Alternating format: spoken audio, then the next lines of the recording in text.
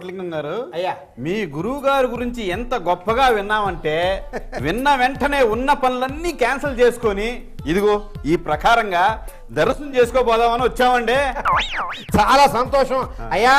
తమరు రాష్ట్ర పార్టీ అధ్యక్షులు సామాన్యులు అండి, ఎంత బిజీగా ఉంటారో మాకు తెలియదు. భలేవారే. మరి కోట్లింగం గారు అయ్యా వీరు వీరు వీరు కేంద్ర మంత్రి వర్యులు, తమకు తెలుసు. నమస్కారం అండి. ఇకపోతే వీరు పవర్ ప్రాజెక్టుల కాంట్రాక్టర్ గారండి. నమస్కారం అండి. వీరు పిచ్చేష్ గారని ప్రముఖ సినీ హీరో.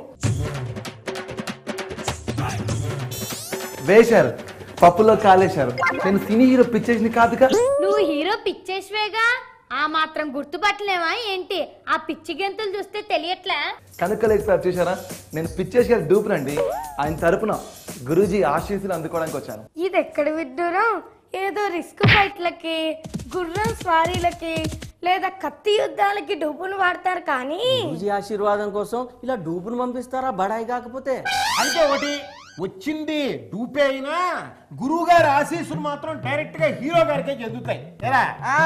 ఏం చేతంటే మా గురువు గారు అలాంటి ఇలాంటి ఆషామాషి గురువు గారు కాదు, మరి మహిమాన్వితులు. నిజమేనండి. ఓసారి మా పశువుల పాకలో ఓ గేదె తప్పిపోయింది. మొత్తం వెతికాం, ఎంత వెతికినా దొరకలేదండి.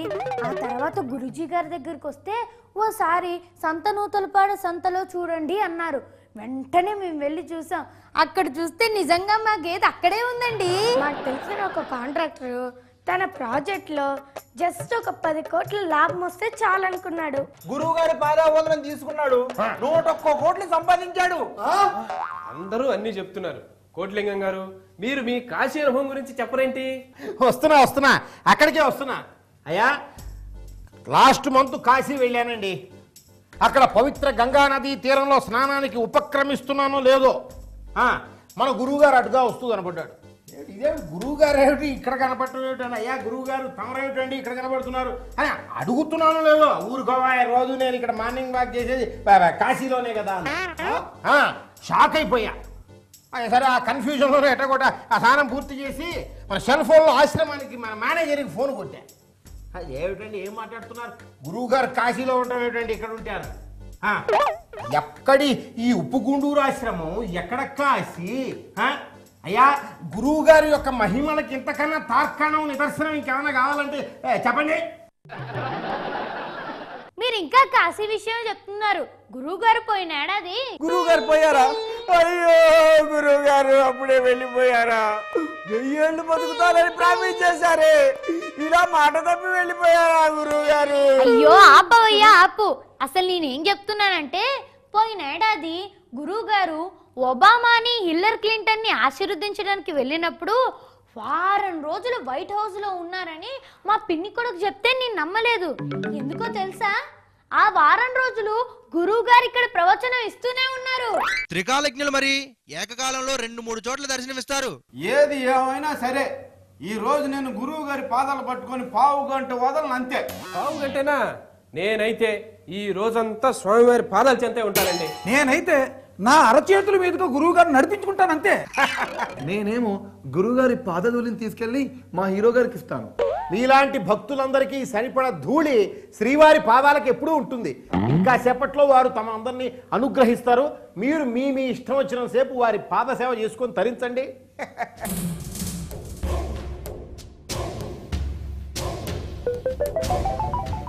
అబ్బా, ఇప్పుడు ఈ మీడియా వాళ్ళని ఎవరు పిలిచారండి? మీడియా వాళ్ళని ప్రత్యేకంగా పిలవాలటండి. ఎక్కడ ప్రాబ్లం తెచ్చిపెట్టారయ్యా. మేమేదో గురువు గారు ఆశీస్సులు పొందాలని వస్తే రేపు వీళ్ళ టీవీల్లో పలానా మంత్రి గారు, పలానా పార్టీ ప్రెసిడెంట్ గారు స్వామి పాదానంద గురూజీ గారికి పాదాభివందనాలు చేసేస్తున్నారు హో అంటూ నానా యాగి చేస్తే మా పరిస్థితి ఏంటి? అవును, నిజమేనండి. ప్రముఖులంతా మూఢనమ్మకాల్లో మునిగి తేలుతున్నారంటూ వేసిందే వేసి 2 రోజుల పాటు ఊదర కొడతారు. స్వామీజీ కాళ్ళకి నమస్కారం పెట్టుకుంటే అదేదో రాజ్యాంగ స్ఫూర్తికి విరుద్ధం అన్నట్టు గొడవ చేసేస్తారు. అయ్యా తమరేం గాబరా పడకండి. ఆ మీడియా వాళ్ళని మనం ఆపలేం కదా.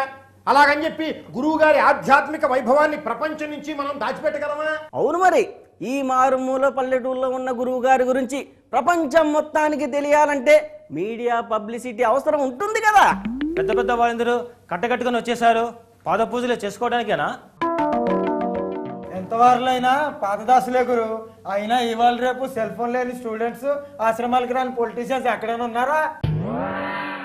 మీరు కానివ్వండి. మంచి యాంగిల్లో పెట్టు. మంచి పెట్టున్నామా, పోదండి. అదిగో గురువు గారు ఏం చేస్తున్నారు?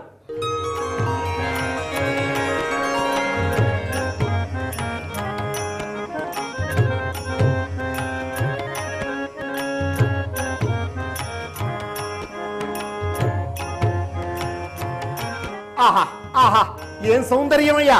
ఆ బాలభానుడి లేలేత కిరణముల స్పర్శకు వికసించు కమలముల వలె తమ దర్శన మాత్రమున తమ భక్తుల ముఖారవిందములు ప్రఫుల్లమగుచున్నవి, వారి హృదయ కుసుమములు పులకించుచున్నవి. ప్రభు, పదండి పదండి, అదరండి అదరండి.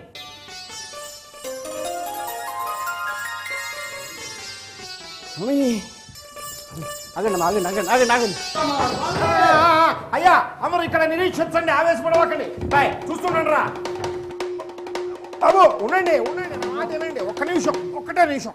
మందస్మితలాస్య క్రసోజ్వాలజిత చుట్టుకొట్టింది చాలు కానీ ఒక్కొక్కళ్ళు చెప్తాం.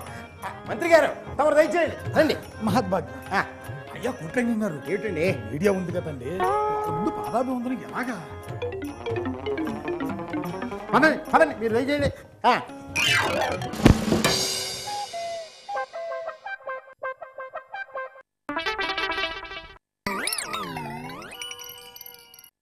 నాయన, కేంద్రంలో సహాయ మంత్రిగా ఉన్నావు, క్యాబినెట్ ర్యాంక్ కావాలి అంతే కదా?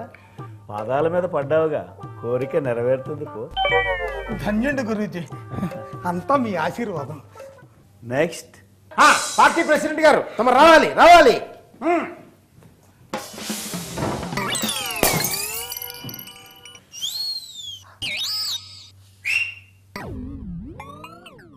లేనాయన, పార్టీ ప్రెసిడెంట్వి, సీఎం పోస్ట్ కావాలి, కాళ్ళ మీద పడ్డావుగా, అవుతావు పో.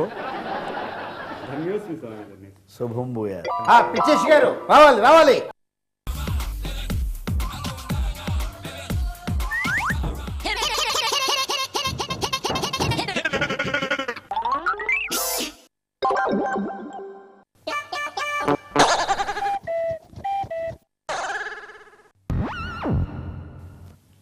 లేనాయన, నాయన పడ్డావుగా పాదాలపైన. ఈ హీరో సినిమా పరమ చెత్తగా ఉన్న సూపర్ డూపర్ హిట్ అవుతుందిలే పో. కాంట్రాక్టర్ గారు రండి రండి రండి. ఎవరు రతోసింది నన్ను?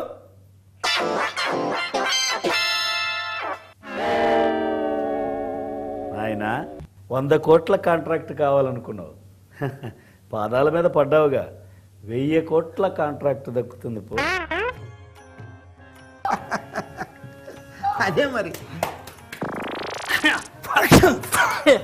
మొత్తానికి మీడియాకి దొరకకుండా ఈ పాదాభివందనాలను మనం భలే మేనేజ్ చేసాం కదా. భలే భలే.